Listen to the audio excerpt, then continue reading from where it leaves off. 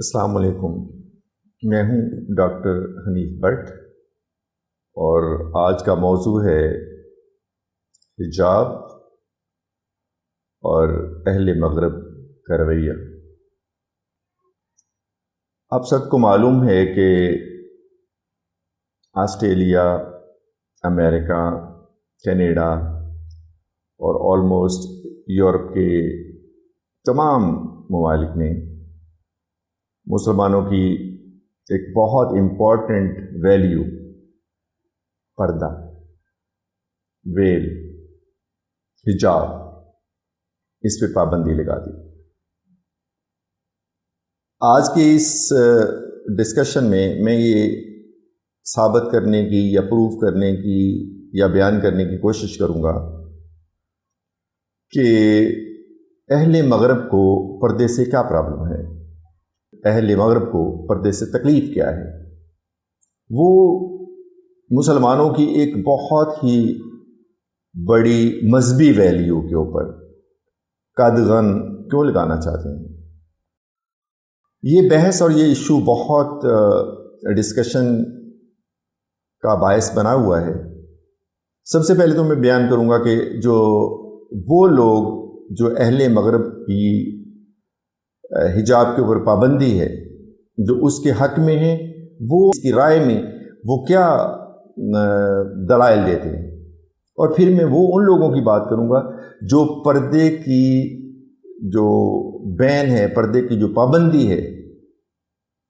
اس کے خلاف جو ہیں وہ کیا دلائل دیتے ہیں۔ سب سے پہلے ان لوگوں کا نقطہ نگاہ جو پردے پر یا حجاب پر پابندی کے حق میں ہیں، وہ کیا کہتے ہیں۔ سب سے پہلے وہ یہ کہتے ہیں کہ ہم اس پابندی کے حق میں اس لیے ہیں کہ اس سے مغربی معاشرے کی سیکیورٹی کو، ریجنل سیکیورٹی کو تھریٹ ہے، کہ جب مسلمان عورتیں اپنے منہ کو ڈھانپتی ہیں، اپنے چہرے کو ڈھانپتی ہیں، تو دہشت گردی کا خدشہ پیدا ہو جاتا ہے۔ چونکہ ان کی پہچان نہیں ہوتی تو پتہ نہیں چلتا، سیکیورٹی تھریٹ وہ بن جاتی ہیں، ان کے ملک کی سلامتی کے لیے تھریٹ بن جاتی ہیں۔ دوسری بات وہ یہ کرتے ہیں کہ پردہ اوڑھنے سے یا حجاب سے اپنے چہرے کو ڈھانپنے سے یہ تاثر ملتا ہے کہ وہ مردوں کی نسبت کمزور ہیں۔ اس کو وہ جینڈر نان ایکویلٹی کا نام دیتے ہیں، کہ مرد زیادہ طاقتور ہیں، عورت کمزور ہے، اور یہ جو حجاب کا اوڑھنا ہے یہ اس وجہ سے ہے، یہ عورت کی کمزوری ہے، عورت کی کمزوری کو ظاہر کرتا ہے۔ تیسری وجہ جو وہ بیان کرتے ہیں وہ یہ ہے کہ یہ جو مسلمان عورتیں جو پردہ اوڑھتی ہیں، مسلمان عورتیں جو حجاب لیتی ہیں، یہ اپنی مرضی سے نہیں لیتی، بلکہ یہ اسلامی قدروں کے خوف سے، اسلامی معاشرت کے خوف سے، اور ان کے جو بہن بھائی ہوتے ہیں اپنے قبیلے کے خوف سے یہ پردہ اوڑھتی ہیں۔ ان کے اندر ان کی اپنی ول، اپنی مرضی نہیں ہوتی۔ پھر اس سے بھی اسٹرانگ جو وہ ریزن یہ لوگ جو پردے کی جو پابندی کے حق میں ہیں، وہ یہ کہتے ہیں کہ چونکہ یورپ ایک سیکولر معاشرہ ہے، اور سیکولر معاشرے میں مذہبی پہچان کی، مذہبی آئیڈینٹی کی، ریلیجیس آئیڈینٹی کی ضرورت نہیں ہوتی، اور یہاں پہ عورتیں جب نقاب یا حجاب کو پہنتی ہیں تو ان کے مذہبی تشخص ابھرتا ہے، جس کے ضرورت نہیں ہے، اور اس سے وہ یہ کہتے ہیں کہ اس سے مغربی کلچر کو تھریٹ ہے، مغربی کلچر کو اس سے خطرہ ہے۔ اور اس کے بعد وہ کہتے ہیں، جو پانچواں کا پوائنٹ ہے وہ یہ ہے کہ مسلمان عورتوں کے پردہ اوڑھنے سے یا حجاب کے اوڑھنے سے پولرائزیشن ہوتی ہے، کلچرل پولرائزیشن ہوتی ہے، تقسیم ہوتی ہے، ایسے لگتا ہے کہ معاشرہ بکھر گیا ہے، معاشرہ تقسیم ہو گیا ہے۔ یہ سب سے بڑے پوائنٹس ہیں، پانچ پوائنٹس ہیں جن کے اوپر ان کی سارا یہ جو بین ٹو دا ویل ہے یہ بیس کرتی ہے۔ اب وہ لوگ جو کہتے ہیں کہ یہ پردہ یا حجاب کے اوپر پابندی یہ غلط ہے، ان کا جو رائے ہے وہ کیا ہے؟ وہ یہ کہتے ہیں کہ پہلا جو کوشچن ہے کہ مسلمان عورتیں یہ جو حجاب اوڑھتی ہیں یہ یورپ کے لیے سیکیورٹی تھریٹ ہے، یہ بالکل غلط ہے۔ وہ کہتے ہیں اس سے کوئی فرق نہیں پڑتا، دہشت گرد کا نہ تو کوئی مذہب ہوتا ہے، دہشت گردی کی نہ تو کوئی پہچان ہوتی ہے، وہ اس کو اپنا چہرہ چھپانے کی بھی کوئی ضرورت نہیں ہوتی، چہرہ چھپائے تب بھی کوئی بات نہیں ہے، چہرہ نہ چھپائے تب بھی کوئی بات نہیں ہے۔ اور وہ اس میں یہ بیان کرتے ہیں کہ بین لگانے سے یورپ کے جرائم میں کتنی کمی ہوئی ہے۔ وہ ڈیٹا بیان کر رہے ہیں کہ جتنے پہلے جرم ہوتے تھے اتنے ہی اب ہوتے ہیں، تو اس سے تو کوئی فرق نہیں پڑتا۔ تو وہ اپنی جو دلیل ہے وہ یہ پیش کرتے ہیں۔ دوسرا وہ یہ کہتے ہیں کہ عورت جو ہے مرد سے صرف اتنا حجاب کے اوڑھنے سے یہ پتہ چل جاتا ہے کہ عورت جو ہے مرد سے کمزور ہے۔ یہ کون سی دلیل ہے؟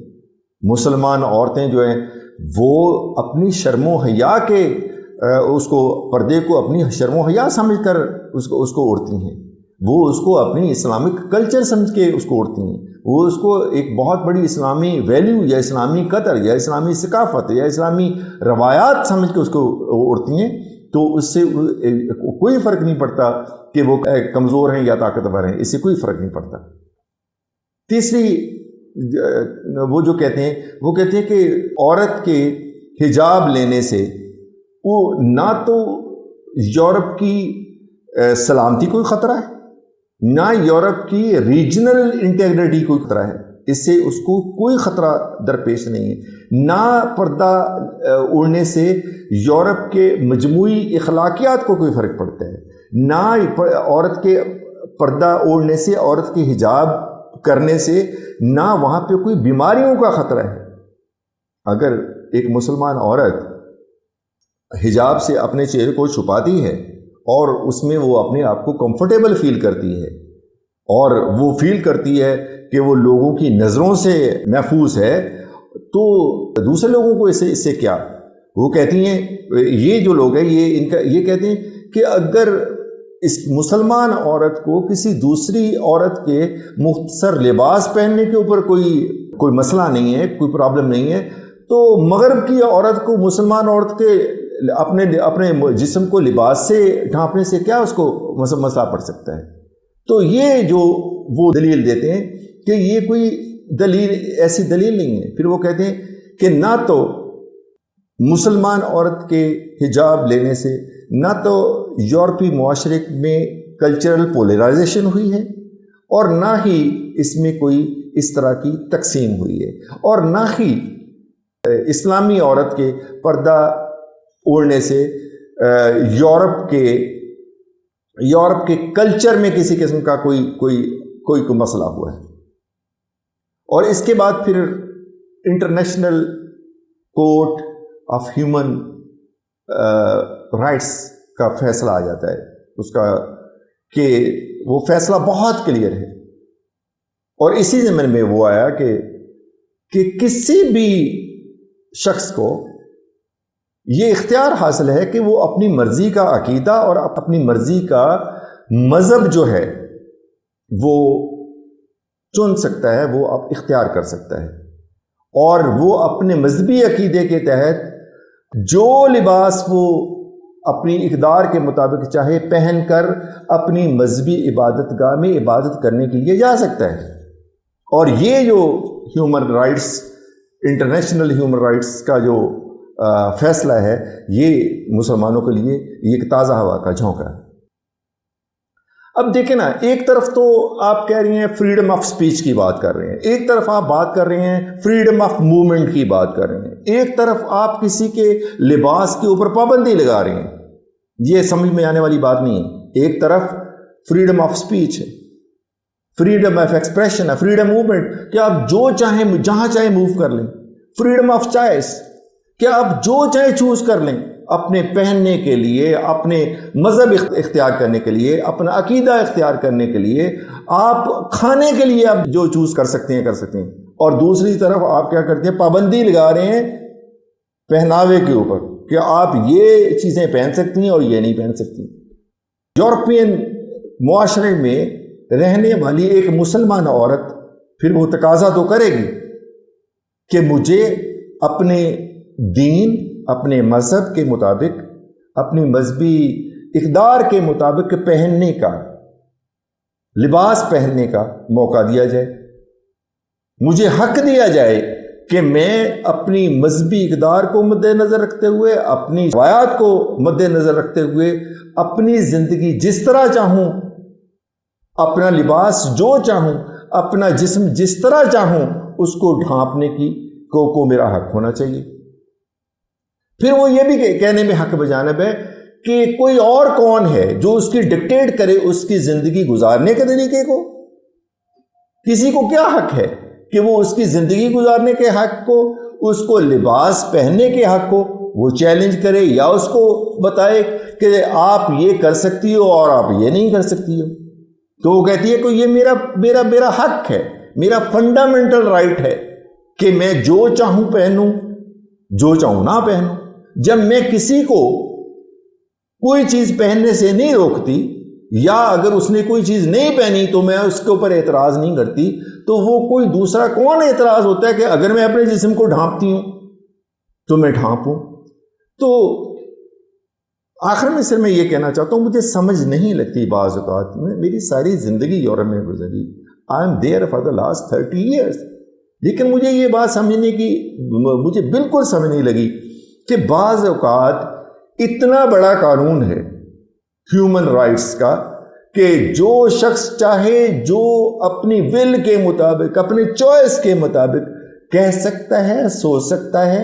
اور فریڈم آف چوائس کہ وہ جو چاہے اپنے لیے چوز کر سکتا ہے، مذہب، عقیدہ، لباس، کھانا، اور یہاں پہ پابندی لگا رہے ہیں۔ یہ پابندی نہ تو یورپین کورٹس کو سمجھ آتی ہے، نہ انٹرنیشنل کورٹ جو ہے آف ہیومن رائٹس اس کو سمجھ آتی ہے۔ میں یہاں پہ اپنی اس موضوع کو ختم کرتا ہوں، اور آئندہ انشاءاللہ 6 ویڈیو کے ساتھ حاضر ہوں گا۔ والسلام۔